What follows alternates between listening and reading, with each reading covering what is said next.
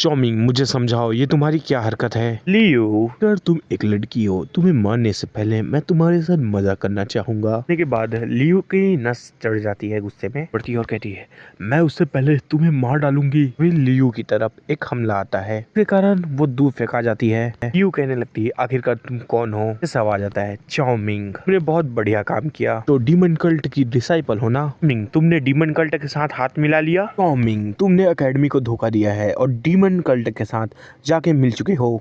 चाओमिंग तुम धोखेबाज हो। मिंग अगर हमारे सेक्टर वालों को पता चला तो तुम्हारे 1000 टुकड़े कर देंगे। तुम लोग तो मर जाओगे। तो आखिरकार उन्हें बताएगा कौन। एमसी का सीन दिखाया जाता है जो स्प्लिट एसेंट को इज़ॉर्ब कर रहा होता है। स्प्लिट एसेंट है वो लगातार ट्रांसफर हो रहा है। मैंने 50,000 स्पिरिट सोर्स एसोस कर लिया। अगर मैं पहले का भी गिनूं तो राउंड फिगर होके 20,000 तो हो ही गए होंगे। ताकि 1 लाख स्पिरिट चून होने में अभी काफी कुछ बचा हुआ है। लेकिन जो मेरी ताकत है वो थोड़ी बड़ी है। मुझे यहाँ से बाहर जाना चाहिए। हमें सीक्रेट रूम से बाहर का सीन दिखाया जाता है। अभी कितना समय गुजर चुका है। मेरे ख्याल से 10 घंटे तो हो ही गए हैं। मुझको लगता है कि कुछ गड़बड़ है क्योंकि ये लोग पहले भी गए हैं तो ज्यादा से ज्यादा 3 घंटे ही रुके हैं। आखिरकार ये कैसे हो सकता है कि कोई एक भी बाहर नहीं आया। बुड्ढा कहने लगता है कि क्या कुछ ऐसा नहीं हो सकता कि इन लोगों को कोई अपॉर्चुनिटी मिल गया होगा। इसका जो चांस है वो बहुत ज्यादा कम है। ख्याल से ये सेक्ट लीडर है और बहुत दिनों बाद एक्सप्लेन हो रहा है तो मुझे पता नहीं कौन कैरेक्टर क्या है। दिखाया जाता है कि सेक्ट मास्टर चेक कर रही होती है। ये बिल्कुल भी अच्छा नहीं है। सिस्टर आखिरकार क्या हो गया। सिस्टर बोली है वो हमारी एमसी की मास्टर है। ये जो ऑरा महसूस हुआ वो डीमन कल्ट का है। आखिरकार वो लोग यहाँ आ कैसे गए। बस सुन के सभी चौंक जाते हैं। डीमन कल्ट है और हमारे सेक्टर के बीच हमेशा से दुश्मनी बनी है।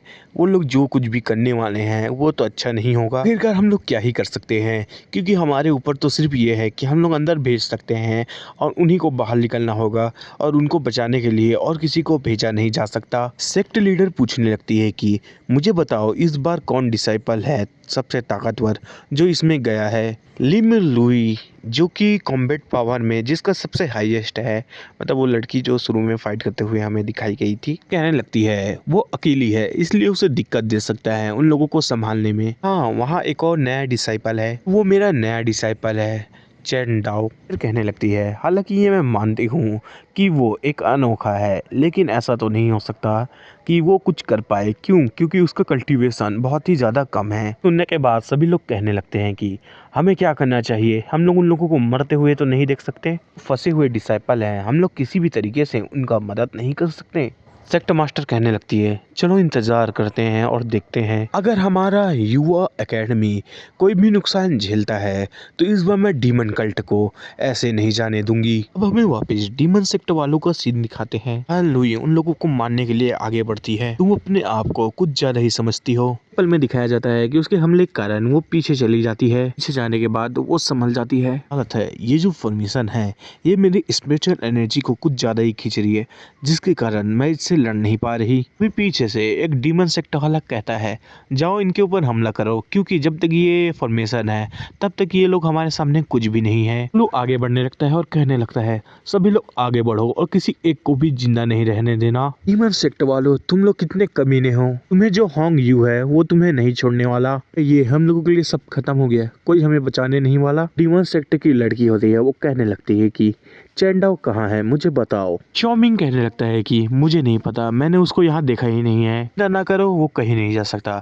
सबसे पहले हमें इन्हें ठिकाना लगाना चाहिए उसके बाद हम लोग उसका ध्यान देख लेंगे। वाल लेके हमला करने के लिए ऊपर कूद देता है और कहने लगता है बच्चे ये तुम्हारी किस्मत है। तुम याद रखना कि अगली जिंदगी में कभी भी फेन्यू एकेडमी में वापस शामिल ना होना। दिखाया जाता है कि एक स्वॉर्ड आगे आता है। अगले पल में उसका गला कट गया होता है। आदमी के नीचे गिरते वक्त सभी लोग उधर ध्यान देते हैं। आखिरकार ये किसने किया।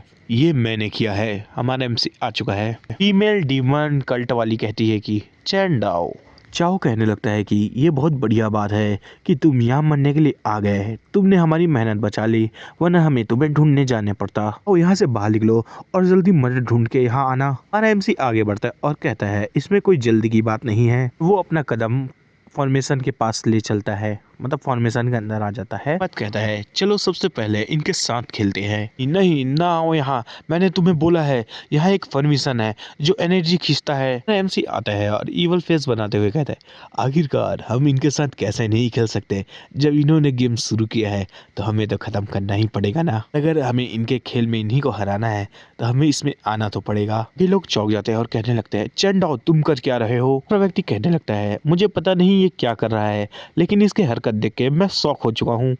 चाओ कहने लगता है कि ये गाय स्टूपिड नहीं है ना, कि है ये। चाओ कहने लगता है अगर तू ऐसे ही वो आगे आ रहा है मरने के लिए तो आजा, तुझसे ही पहले निपटते हैं हम लोग। एमसी को सभी लोग देख रहे होते हैं। ध्यान दो, फॉर्मेशन को फुल स्पीड से चला दो। ये कहने लगती है कि चेंडाओ तुम अपने आप को कुछ ज्यादा ही समझते हो, तुम इसके अंदर आ चुके हो तो तुम्हारी जो स्पिरिचुअल एनर्जी है वो तुरंत ड्रेन हो जाएगी, मतलब तुरंत खत्म हो जाएगी। एमसी कहता है कि ऐसा है तो चलो सबसे पहले मैं इस फॉर्मेशन को ही यहाँ से गायब करता हूँ। मैंने इसको सर्च किया है तो मुझे पता चला कि ये गुड आइडिया है, ऐसा दिखाया है। ठीक है, मतलब एक अच्छा आइडिया, और इसका कोई और मतलब होगा तो मुझे नहीं पता, आप लोग खुद सर्च कर सकते हैं। एमसी के माइंड में कुछ अच्छे से आइडिया आ जाता है। वो कहने लगता है चेंडाओ जब तुम डिफेंसलेस हो गए तो मैं तुम्हें खुद से मारूंगा।